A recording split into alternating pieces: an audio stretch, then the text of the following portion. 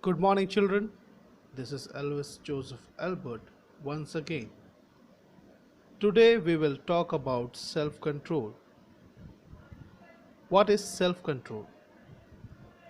Self control is the ability to control one's emotions, behavior, and desires. In psychology, it is sometimes called self regulation. Exerting self control through the executive function in decision making is thought to deplete a resource in ego. Many things affect one's ability to exert self control, but self control particularly requires sufficient glucose level in the brain. In the story of self control, we are going to learn about a girl whose name is Mary and she is just 12 years old. Her family is not very rich, they are poor and struggling for their daily needs. But Mary keeps desires of luxuries. She was not at all happy with the condition of her family. Children, it is all about being satisfied.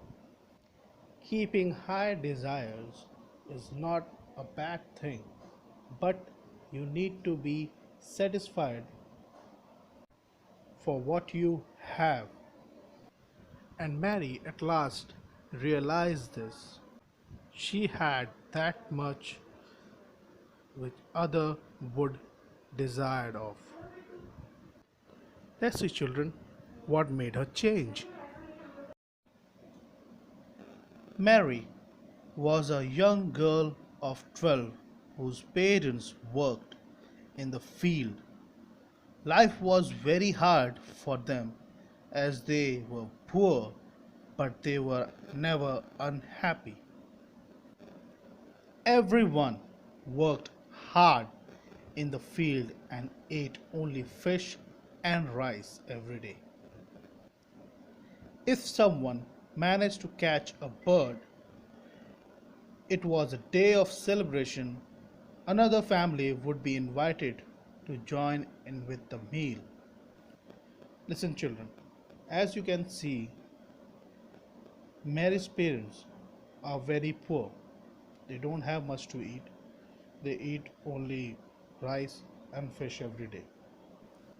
And still they are happy because whatever God has given to them, they are satisfied with that. Mary had a few toys. Her mother had made her raised doll, and her father made a little wooden bed for it to sleep.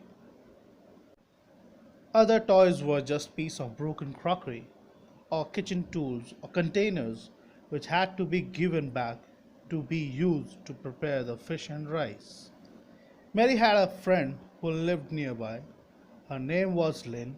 The two girls made up stories about adventurers on their horses.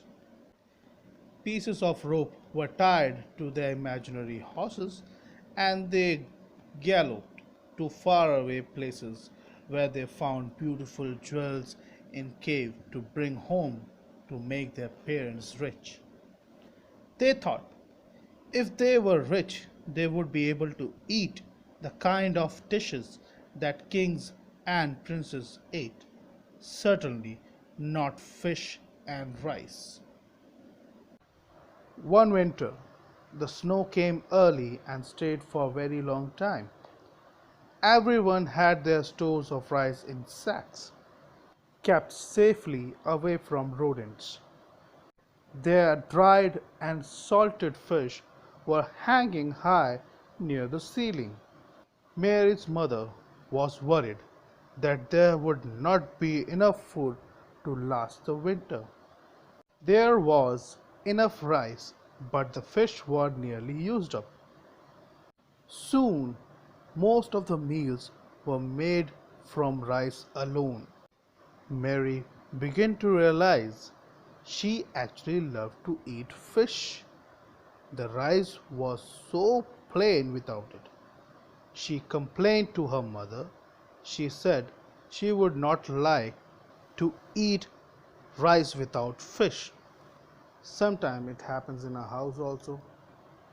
Some students doesn't like to eat brinjal, some doesn't like to eat ladyfinger, and you all try to be fussy in front of your mother and complaining. Same way she is also doing. Mary also complaining to her mother that I don't want to eat rice without fish. Her mother came and sat beside her. Rice is very good for us. It is important for our survival. We must be grateful that we have rice to eat. Some people have no fish and no rice at all. How do you think they feel? They must be very hungry. We must be happy because we are not hungry. Her mother tried to explain her that she is lucky to have rice for her survival. There are many people they don't have food at all to eat. They are hungry, they're starving, but there is nothing for them to eat.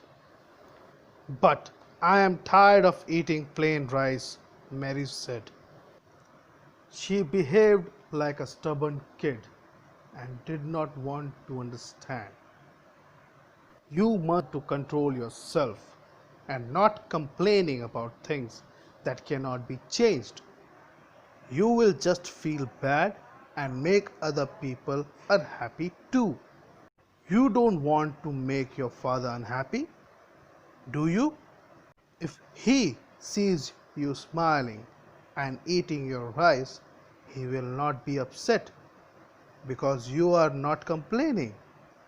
He is grateful that we still have rice. He is happy about that, and so am I. You must learn to be happy with what you have, Mary's mother said. This is very important, children. You must learn to happy with what you have. Never try to pressurize your parents for things that they cannot afford. This will hurt their feelings.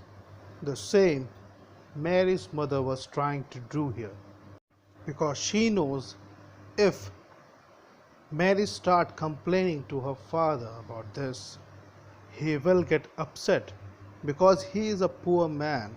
He cannot afford much to eat for them.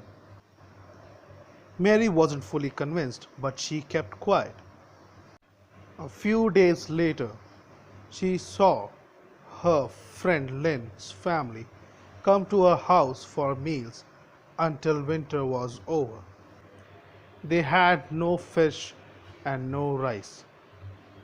That made Mary very happy to be able to give them rice so that they would not starve.